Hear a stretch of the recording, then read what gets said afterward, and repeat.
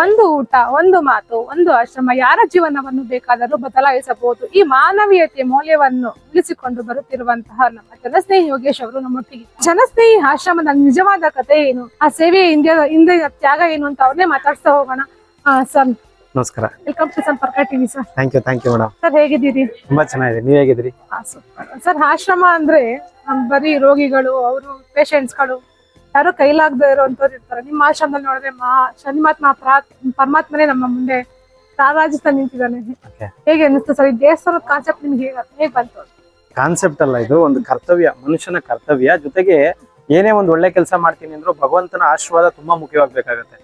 So ಹಾಗಾಗಿ ದೇವರ ಆಶೀರ್ವಾದ ಇದ್ರೆ ನಾವ್ ಯಾವ್ದ್ರಲ್ಲೂ ಕೂಡ ಸಕ್ಸಸ್ ಆಗ್ತೀವಿ. ಸೊ ಹಂಗಾಗಿ ಭಗವಂತ ಇವತ್ತೇನು ಕಲಿಯುಗದಲ್ಲಿ ಶ್ರೀ ಧರ್ಮಶನೇಶ್ವರ ಸ್ವಾಮಿಯಾಗಿ ಸೊಂಡೆಗುಪ್ಪ ಗ್ರಾಮದಲ್ಲಿ ಒಬ್ಬ ಟ್ಯಾಕ್ಸಿ ಡ್ರೈವರ್ನ ಆಯ್ಕೆ ಮಾಡ್ಕೊಂಡು ಒಂದು ಅನಾಥಾಶ್ರಮದಲ್ಲಿ ಇದಾರೆ ಅಂತ ಹೇಳಿದ್ರೆ ನಿಜವಾಗ್ಲೂ ಒಂಥರ ಖುಷಿ ಆಗುತ್ತೆ. ಯಾಕಂತ ಹೇಳಿದ್ರೆ ಕಲಿಯುಗದ ಇತಿಹಾಸದಲ್ಲೇ ನೀವು ಬೇಕಾದ್ರೆ ಗೂಗಲ್ ಕೂಡ ಸರ್ಚ್ ಮಾಡಿ ನೋಡ್ಬೋದು, ಎಲ್ಲೂ ಕೂಡ ಆಶ್ರಮದಲ್ಲಿ ಶನೇಶ್ವರ ಸ್ವಾಮಿನ ಪೂಜೆ ಮಾಡ್ಲಿಲ್ಲ. ಹಿಂದೆ ಋಷಿಮುನಿಗಳ ಕಾಲದಿಂದನೂ ಸ್ವಾಮಿನ ಯಾರೋ ಆಶ್ರಮದಲ್ಲಿ ಪೂಜೆ ಮಾಡ್ಲಿಲ್ಲ. ದೇವಸ್ಥಾನ ಇಲ್ಲ ಅಂತ ಹೇಳ್ತಾ ಇಲ್ಲ, ಆಶ್ರಮದಲ್ಲಿ ಪೂಜೆ ಮಾಡ್ಲಿಲ್ಲ.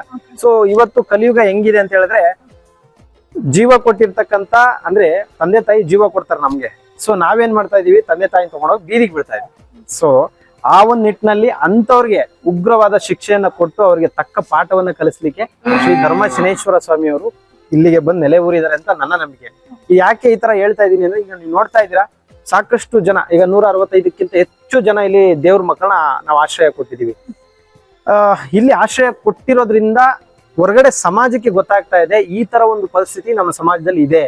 ನಮ್ಮ ತಂದೆ ತಾಯಿನ ಕೊನೆಗಾಲದಲ್ಲಿ ರೋಡಲ್ಲಿ ಬಿಡಬಾರ್ದು, ನೋಡ್ಕೊಬೇಕು.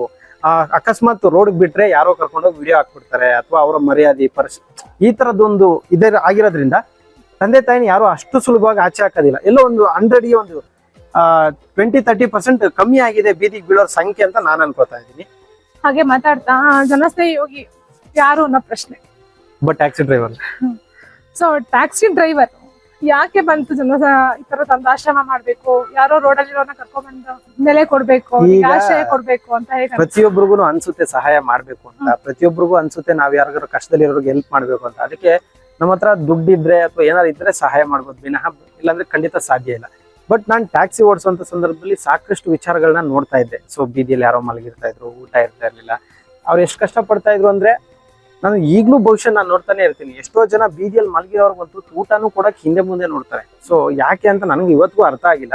ಬಟ್ ಅಂತವ್ರನ್ನೆಲ್ಲ ನೋಡಿದಾಗ ನನ್ಗನ್ಸ್ತೈತಿ ಇವ್ರಿಗೆಲ್ಲ ಏನಾದ್ರು ಮಾಡ್ಬೇಕು, ಏನಾದ್ರು ಸಹಾಯ ಮಾಡ್ಬೇಕು ಅಂತ. ಸೊ ಊಟ ತಿಂಡಿ ಬಟ್ಟೆ ನೀರು ಇದನ್ನಷ್ಟೇ ಕೊಡೋದಕ್ಕೆ ಶುರು ಮಾಡಿದೆ. ಹೋಗ್ತಾ ಅನಿಸ್ತಿತ್ತು ಬರೀ ಊಟ ತಿಂಡಿ ಕೊಟ್ರೆ ಅವತ್ತು ಒಂದಿನಕ್ಕಾಗತ್ತೆ, ಮತ್ತೆ ನಾಳೆ ಮತ್ತೆ ಭಿಕ್ಷೆ ಬಿಡ್ಬೇಕು ಅವರು, ಮತ್ತೆ ಯಾರನ್ನೋ ಕಾಯ್ಬೇಕು, ಯಾರೋ ತಂದು ಕೊಡ್ತಾರೆ ಅನ್ನೋ ನಿರೀಕ್ಷೆಲಿ ಇರ್ಬೇಕಾಗತ್ತೆ. ಅಂತವ್ರಿಗೆ ಏನಾದ್ರು ನಾವು ಮಾಡಿದ್ರೆ, ಆಶ್ರಯ ಕಲ್ಪಿಸ್ಕೊಟ್ರೆ ಕೊನೆ ಪಕ್ಷ ಕೊನೆವರೆಗೂ ಅವ್ರಿಗೂ ಊಟ ತಿಂಡಿಗೆ ನೆರವಾಗ್ಬೋದಲ್ಲ ನಾನು ಅಂತ ಹೇಳಿ ಆ ಭಗವಂತನ ಆಶೀರ್ವಾದ ಪಡ್ಕೊಂಡು ಶುರು ಮಾಡಿದ್ದು. ಶ್ರೀ ಶಿವಕುಮಾರ ಸ್ವಾಮೀಜಿಯವರ ಆಶೀರ್ವಾದ, ಶನೇಶ್ವರ ಸ್ವಾಮಿಯವರ ಆಶೀರ್ವಾದ, ನಾನು ನಂಬಿರ್ತಕ್ಕಂಥ ಆಟೋ ರಾಜರ ಆಶೀರ್ವಾದ. ಸೊ ಇವತ್ತು ಈ ಮಟ್ಟಿಗೆ ಬಂದು ಇವತ್ತು 165 ಜನ ಇಲ್ಲಿ ವಾಸ ಮಾಡ್ತಾ ಇದಾರೆ. ಹಾಗೆ ಜನಸ್ನೇಹಿ ಅನ್ನೋ ಕಾನ್ಸೆಪ್ಟ್ ಯಾಕೆ ಬಂತು ಅಂತ, ಅದನ್ನೇ ಚಾಯ್ಸ್ ಮಾಡಿ ಜನರಿಗೆ ಯಾವಾಗ್ಲೂ ಸ್ನೇಹಿ ಆಗಿರ್ಬೇಕು ಅನ್ನೋದೇ ನನ್ನ ಆಸೆ. ಸೊ ಯಾವಾಗ್ಲೂ ಅಷ್ಟೇ ನಾನು ಪ್ರತಿಯೊಬ್ಬರನ್ನು ಕೂಡ ಸ್ನೇಹಿತರು ಅಂತಾನೆ ಕರೆಯೋದು. ಇವತ್ತು ನಾನು ಸಾಕಷ್ಟು ಜನ ಕೇಳ್ತಾರೆ, ಸರ್ ನಿಮ್ಗೆ ತುಂಬಾ ಜನ ಫಾಲೋವರ್ಸ್ ಇದಾರೆ, ನಿಮ್ಗೆ ತುಂಬಾ ಜನ ಅಭಿಮಾನಿಗಳಿದ್ದಾರೆ ಅಂತ. ಬಟ್ ನಾನು ಯಾವ್ದಾದ್ರು ವಿಡಿಯೋದಲ್ಲಿ ನನ್ಗೆ ಅಭಿಮಾನಿಗಳಿದ್ದಾರೆ ಅಂತ ನಾನು ಯಾವತ್ತೂ ಅನ್ಕೊಂಡಿಲ್ಲ. ಕಾರಣ ಏನಂತ ಹೇಳಿದ್ರೆ ನಾನು ಪ್ರತಿಯೊಬ್ಬರನ್ನು ಹೃದಯ ಸ್ನೇಹಿತರು ಅಂತ ಕರಿತೀನಿ. ನನ್ನ ಹೃದಯಕ್ಕೆ ಹತ್ರವಾದವ್ರು ಎಲ್ಲರೂ ನನ್ನ ಸ್ನೇಹಿತರೆ, ಅಣ್ಣ ಆಗಿರ್ಬೋದು, ತಮ್ಮ ಆಗಿರ್ಬೋದು, ಪ್ರತಿಯೊಬ್ಬರನ್ನು ಕೂಡ ನಾನು ಹೃದಯ ಸ್ನೇಹಿತರು ಅಂತ ಕರಿತೀನಿ.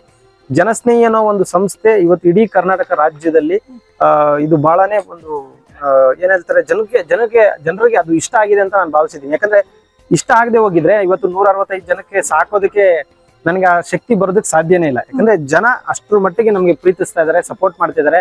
ಮೆಡಿಸಿನ್ಸ್ ಸಣ್ಣ ಪುಟ್ಟ ಸಹಾಯ ಮಾಡ್ತಿರೋದ್ರಿಂದ ಇವತ್ತು 160 ಜನಕ್ಕೆ ಆಶ್ರಯ ಆಗಿದೀವಿ ಅಷ್ಟೇ. ನಿಮ್ಮ ಆಶ್ರಮನ ನಮ್ಮ ವೀಕ್ಷಕರಿಗೆ ಪರಿಚಯ ಮಾಡಿಸ್ತಾ ಖಂಡಿತ.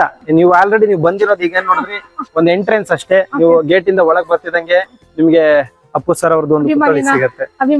ಅಭಿಮಾನಿ ಅನ್ನೋದಕ್ಕಿಂತ ಹೆಚ್ಚಾಗಿ ಅವ್ರು ಹೋದ್ಮೇಲೆ ಮನುಷ್ಯನಾಗಿ ಏನ್ ಮಾಡ್ಬೋದು ನಾನು ಅಂತ ತಿಳ್ಕೊಂಡಿದ್ದೀನಿ. ಸೊ ಈಗ ನಾನು ಅವ್ರಿಗೆ ಅಭಿಮಾನಿ ಅಂತ ಹೇಳಿದ್ರೆ ಪ್ರಚಾರಕ್ಕಾಗಿ ಹೇಳ್ತಿದೀನಿ ಅಂತ ಕೆಲವರು ಅನ್ಕೋಬಿಡ್ತಾರೆ. ಸೊ ಅಭಿಮಾನಿ ಅನ್ನೋದಕ್ಕಿಂತ ದಾನ ಧರ್ಮ ಅಂದ್ರೆ ಗೊತ್ತಿಲ್ದಂಗೂ ಮಾಡ್ಬೋದು. ಮತ್ತೆ ಚಿಕ್ಕ ವಯಸ್ಸಿಗೆ ಇಡೀ ಸಮಾಜದ ಎಷ್ಟೋ ಒಳ್ಳೆ ಕೆಲಸಗಳಿಗೆ ಅವ್ರು ಕೈ ಜೋಡಿಸಿದ್ರು. ಅವರನ್ನ ಒಂದು ಸ್ಫೂರ್ತಿಯಾಗಿ ತಗೊಂಡಿದ್ದೀನಿ. ಅವ್ರನ್ನ ಅಭಿಮಾನಿ ಅನ್ನೋದಕ್ಕಿಂತ ಸ್ಫೂರ್ತಿಯಾಗಿ ತಗೊಂಡಿದ್ದೀನಿ ನಾನು. ನಿಮ್ಮ ಆಶ್ರಮದಲ್ಲಿ ಎಷ್ಟು ಜನ ಇದ್ದಾರೆ ಅಂತ ತಿಳ್ಕೊಬೋದಾ? 160ಗಿಂತ ಜಾಸ್ತಿ ಜನ ಇದ್ದಾರೆ. ಸೊ ಒಳಗಡೆ ಬರ್ತಿದಂಗೆ ನೀವು ನೋಡ್ಬೋದು ಸ್ವಾಮಿ ಈಗ ಒಳಗಡೆ ಬರ್ತಿದ್ದಂಗೆ ನಿಮ್ಗೆ ನೋಡ್ತಾ ಇದೀರಾ ಸ್ವಾಮಿಗೆ ಅಲಂಕಾರ ಆಗ್ತಾ ಇದೆ. ಆ ಪ್ರತಿ ವಾರ ಕೂಡ ಇಲ್ಲಿ ಅಲಂಕಾರ ಆಗಿರ್ಬೋದು, ಅಭಿಷೇಕ ಆಗಿರ್ಬೋದು ಆಗುತ್ತೆ. ಮುಖ್ಯವಾಗಿ ಏನಂತ ಹೇಳಿದ್ರೆ ಅವರೇ ನಮಗ್ ಶಕ್ತಿ. ಅವ್ರ ಇಲ್ದೆ ಹೋಗಿದ್ರೆ ಬಹುಶಃ ನನ್ಗೆ ಈ ಕೆಲಸ ಮಾಡೋದಕ್ಕೆ ಸಾಧ್ಯವೇ ಇಲ್ಲ. ಎಲ್ಲ ಒಂದ್ ಕಡೆ ಅವ್ರು ಬೆನ್ನೆಲುಬಾಗಿ ನಿಂತಿರೋದ್ರಿಂದ, ಅವರು ನನಗೆ ಆಶೀರ್ವಾದ ಮಾಡ್ತಿರೋದ್ರಿಂದ, ದಾನಿಗಳನ್ನ ಅವರೇ ಕರ್ಕೊಂಡ್ ಬಂದು ಇಲ್ಲಿ ತೋರಿಸ್ತಿರೋದ್ರಿಂದ ಈ ಸೇವೆ ಚೆನ್ನಾಗಿ ನಡೀತಾ ಇದೆ. ಇದಕ್ಕೆ ನಿಮ್ಮ ಕುಟುಂಬದ ಬೆಂಬಲ ಹೇಗಿದೆ? ನೋಡ್ತಾ ಇದ್ರೆ ನಮ್ಮ ತಂದೆಯವರು, ನಮ್ಮ ಅತ್ತೆಯವರು ಒಳಗಡೆ ಕೆಲಸ ಮಾಡ್ತಿದ್ದಾರೆ, ವೈಫ್ ಕೆಲಸ ಮಾಡ್ತಾರೆ, ಮಕ್ಕಳು ಕೂಡ ಕೆಲಸ ಮಾಡ್ತಾರೆ. ಸೊ ಅಂದ್ರೆ ಇದನ್ನ ನಾವು ಯಾವ್ದೋ ಒಂದು ಏನೋ ಸ್ವಾರ್ಥಕ್ಕಾಗಿ ಮಾಡದೆ ನಿಸ್ವಾರ್ಥವಾಗಿ ಈ ಸೇವೆನ ಮಾಡ್ತಾ ಇರೋದು. ನಮ್ಮ ಉಸಿರಿರೋವರ್ಗುನು ಏನ್ ಇವತ್ತು ಮಾಡಿ ನಾಳೆ ಸೆಟ್ಲ್ ಆಗ್ಬಿಡೋದು ಆ ತರದ ಐಡಿಯಾಸ್ ಎಲ್ಲ ನಮ್ಗಿಲ್ಲ. ನಮ್ಗೆ ಏನಿದ್ರು ನಮ್ಮ ಉಸಿರಿರೋವರ್ಗು ಈ ಸೇವೆ ಖಂಡಿತ ಕಂಟಿನ್ಯೂ ಆಗಿ ನಡೆಯುತ್ತೆ. ಎಲ್ಲರ ಆಶೀರ್ವಾದ ಇರ್ಬೇಕಷ್ಟೇ. ನೀವ್ ಹೇಳ್ತಾ ಹೋದ್ವಿ ಜನಗಳ ಸಹಾಯ ಇದೆ ಅಂತ, ಯಾವ ರೀತಿ ಸಹಾಯಗಳನ್ನ ಮಾಡ್ತಾ ಹೋಗ್ತಾ ಇದಾರೆ ಜನಗಳು? ಸೊ ಈಗ ಕೆಲವರೆಲ್ಲ ಮೆಡಿಸಿನ್ಸ್ ಅನ್ನು ಕೊಡ್ತಾರೆ, ರೇಷನ್ಸ್. ನೋಡಿ ಇಲ್ಲಿ 165 ಜನ. ಸೊ ಪ್ರತಿದಿನ ಬೆಳಿಗ್ಗೆ ತಿಂಡಿ, ಮಧ್ಯಾಹ್ನ ಊಟ, ರಾತ್ರಿ ಊಟ ಅಂತ ಹೇಳಿದ್ರೆ ಒಂದು ನಾಮಕರಣ, ಒಂದು ಮದುವೆ ಮಾಡ್ದಂಗೆ ಇರುತ್ತೆ.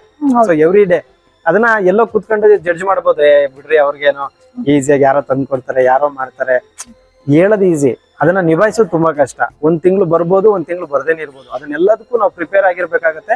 ಮುಖ್ಯವಾಗಿ ಈ ದಾನಿಗಳಿಂದ ನಮ್ಗೆ ರೇಷನ್ಸ್, ತರಕಾರಿ, ಹಾಲು, ಮತ್ತೆ ಇಲ್ಲಿ ಏನ್ ಮೂಲಭೂತ ಸೌಕರ್ಯಗಳು ಬೇಕು ಕೆಲವೊಂದ್ಸತಿ ತಂದು ಕೊಡ್ತಿದ್ದಾರೆ. ಸೊ ಅದರಿಂದ ಈ ಸಂಸ್ಥೆ ನಡೀತಾ ಇದೆ. ಮುಖ್ಯವಾಗಿ ಯಾವುದೇ ಸರ್ಕಾರದ ಅನುದಾನಗಳ ಹಿಂದೆ ಜನರ ಸಪೋರ್ಟ್ ಅಷ್ಟೇ.